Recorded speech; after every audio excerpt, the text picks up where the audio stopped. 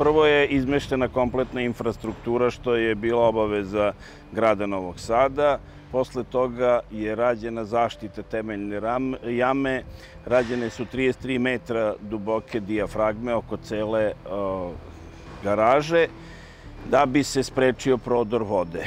Kada je to završeno, krenulo se u iskope. Ovde ima negde oko 50.000 kubika iskopa.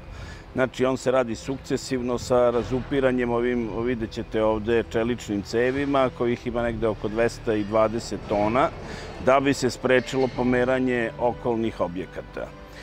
Inače, redovno se prati pomeranje okolnih objekata, njihovo sleganje, kao i pomeranje temeljne jame.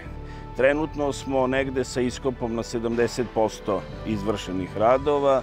Što se tiče same konstrukcije betonskih radova unutra, on je negde na 45% završenosti i kako planiramo, negde do kraja avgusta, sredine septembra bi glavni deo konstrukcije garaže bio gotov. Onda ostaju pristupne rampe i ostaju instalaterski radovi. Znači, sve zajedno očekujemo krajem godine ili do februara sledeće godine da bi naši radovi na garaži bili završeni.